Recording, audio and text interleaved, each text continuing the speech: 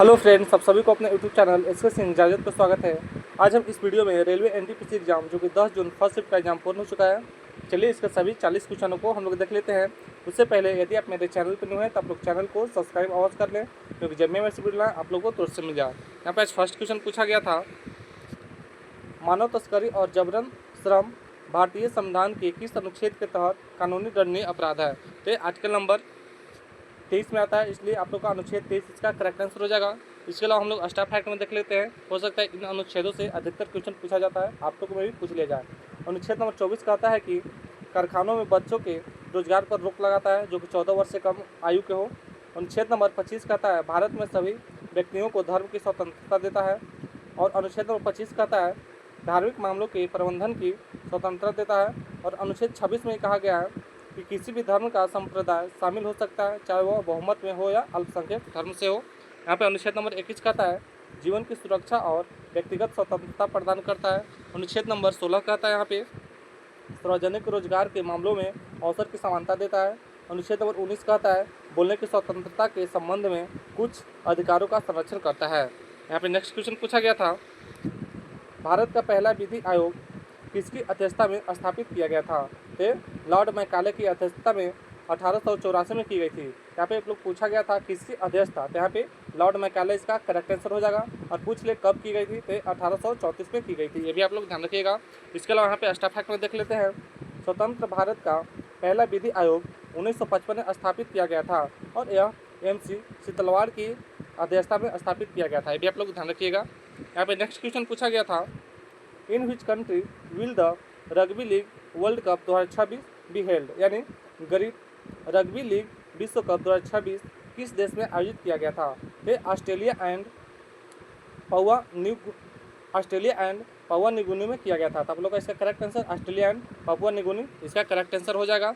यहाँ पे next question पूछा गया था, भगवान विष्णु की लेटी हुई मूर्ति किस गुफा में है। ये उंडावली गुफा में भारतीय राज्य आंध्र प्रदेश में टुंगुर जिले में स्थित है। यहाँ पूछा गया था किस गुफा में है, तो उंडवानी गुफा में है, उंडवावली गुफा में है। तो आप लोग का उंडवावली गुफा करेक्ट आंसर हो जाएगा। और बात कर ले उंडवावली गुफा कहाँ है, तो आंध्र प्रदेश के गुंटूर जिला में है, ये भी आप लोग ध्यान रखिएगा। यहाँ पे नेक्स्ट क्वेश्चन पूछा गया था, तख्त ए बही बौद्ध मठ किस देश में स्थित है। तो खैबर पख्तूनवा यानी पाकिस्तान में स्थित है, जिसका करेक्ट आंसर पाकिस्तान हो जाएगा। तो पूछा गया था तख्त ए बही बौद्ध मठ किस देश में है, तो पाकिस्तान देश में है, जो कि कहाँ पे है, खैबर पख्तूनवा में है।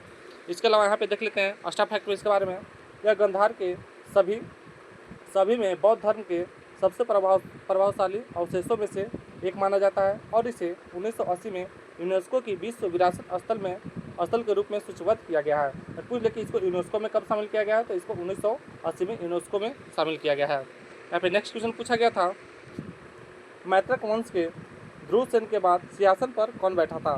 तो देख लेते इसके बारे में कि मैत्रक वंश के ध्रुवन सेन के बाद सिंहासन पर कौन बैठा था। तो मैत्रक राजवंश ने 493 ईस्वी से 776 ईस्वी के मध्य गुजरात पर शासन किया।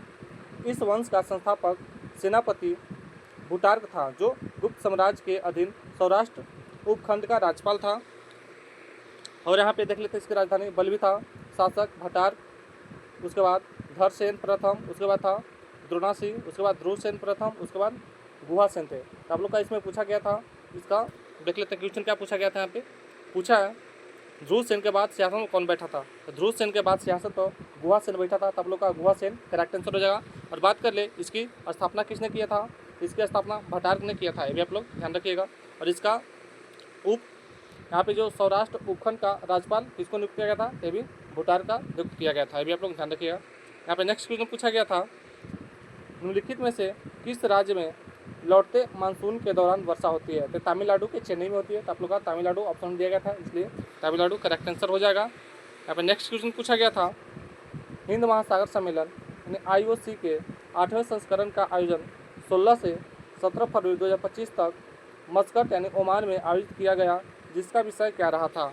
इसका विषय रहा था समुद्री साझेदारी के नए क्षितिज की यात्राएं रहा था। तो आप लोग करेक्ट आंसर हो जाएगा समुद्री साझेदारी की नए शिक्षित यात्राएं, जिसको इंग्लिश में बोलते हैं voyage to new horizons of maritime partnership. यहाँ पे नेक्स्ट क्वेश्चन पूछा गया था, अरिजीत सिंह जी ने हाल ही में पद्मश्री अवार्ड से सम्मानित किया गया है। ये किस क्षेत्र से संबंधित है? ये कला क्षेत्र से संबंधित है, तो इसका कला क्षेत्र करेक्ट आंसर हो जाएगा। और इनको पद्मश्री कब मिला? तो 2025 में मिला, ये भी आप लोग ध्यान रखिएगा। यहाँ पर नेक्स्ट क्वेश्चन पूछा गया था, Ctrl+P शॉर्टकट कुंजी का उपयोग किस लिए किया जाता है? तो डॉक्यूमेंट को प्रिंट करने के लिए किया जाता है। आप लोग का डॉक्यूमेंट का प्रिंट करना करेक्ट आंसर हो जाएगा। यहाँ पर नेक्स्ट क्वेश्चन पूछा गया था, MS पावर पॉइंट में Ctrl+M शॉर्टकट की उपयोगकर्ता को किसमें मदद करता है? तो नई स्लाइड को इंसर्ट करने में मदद करता है। आप लोग का नई स्लाइड को इंसर्ट करना करेक्ट आंसर हो जाएगा। यहाँ पर नेक्स्ट क्वेश्चन पूछा गया था, निम्नलिखित में से किस विद्रोह में सिद्धू को पंचकठिया नामक स्थान पर एक बरगद के पेड़ पर लटका दिया गया था? ये संथाल विद्रोह के दौरान इनको लटकाया गया था। तो आप लोग का संथाल विद्रोह करेक्ट आंसर हो जाएगा। और बात कर ले संथाल विद्रोह कब हुआ था? तो 1855-56 के बीच हुआ था।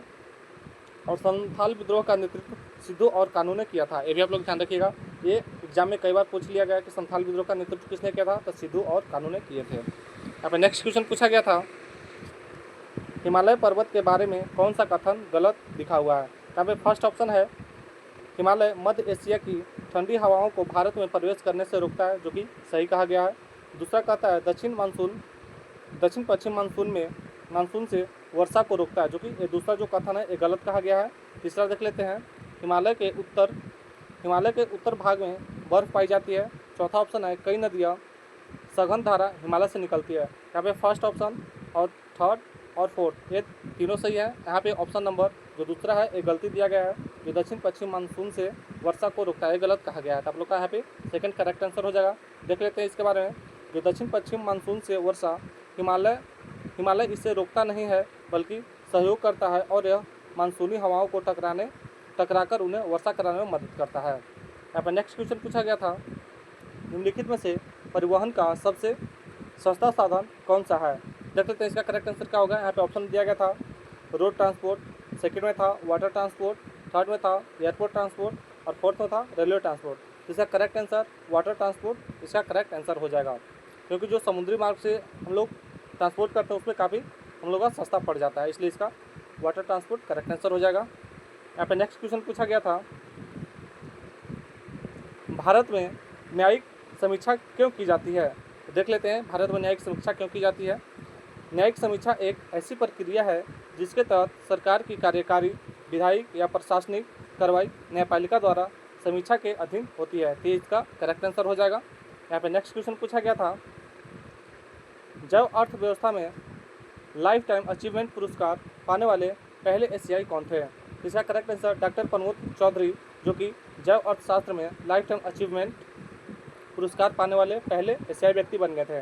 तब लोग correct answer doctor Pramod Chaudhary इसका करेक्ट आंसर हो जाएगा। यहाँ पे नेक्स्ट क्वेश्चन पूछा गया था, उत्कल भारत के किस भाग में स्थित है? तो भारत के पूर्वी भाग में स्थित है, इसलिए इसका पूर्वी भारत करेक्ट आंसर हो जाएगा। देख लेते हैं इसके बारे में। यहाँ पे जो उत्कल है ये उड़ीसा राज्य में उपस्थित है, ये भी आप लोग ध्यान रखिएगा। यहाँ पे नेक्स्ट क्वेश्चन पूछा गया है, ध्वनि यानी साउंड किस प्रकार की तरंगदैर्घ्य होती है? फर्स्ट में दिया गया था अनुप्रस्थ तरंग, जो कि ये तो नहीं होता है। बी में था अनुदैर्घ्य तरंग, सी में था चुंबकीय तरंग, और डी में था अस्थायी तरंग। आप लोग यहाँ पे अनुदैर्घ्य तरंग करेक्ट आंसर हो जाएगा। जो साउंड होता है वो अनुदैर्घ्य तरंग होता है, ये भी आप लोग ध्यान रखिएगा। इसके अलावा यहाँ पे इसकी थोड़ी सी व्याख्या हम लोग देख लेते हैं। ध्वनि एक अनुदैर्घ्य तरंग होती है जिसमें कणों की दोलन की दिशा तरंगों के प्रसार की दिशा के समांतर होती है। यह माध्यम में संपीड़न और विरल के रूप में गमन करती है। क्योंकि हम लोग का यहाँ पे दोस्तों के द्वारा इतना ही प्रश्न मिल पाया है, जो कि काफ़ी हद तक यहाँ पे दे दिया गया है। 40 में से यहाँ से कम तो 26-27 क्वेश्चन आराम से ही हो गए। अगर मेरा वीडियो अच्छा लगा हो तो आप लोग वीडियो को एक लाइक अवश्य कर दीजिएगा, और मेरे चैनल पर न्यू है तो आप लोग चैनल को सब्सक्राइब अवश्य कर लीजिएगा। और ये सारे क्वेश्चन बिल्कुल ओरिजिनल है, ऑथेंटिक है, आप लोग मिला दीजिएगा जो एग्जाम दिए थे। तब तक मिलते हैं नेक्स्ट वीडियो में।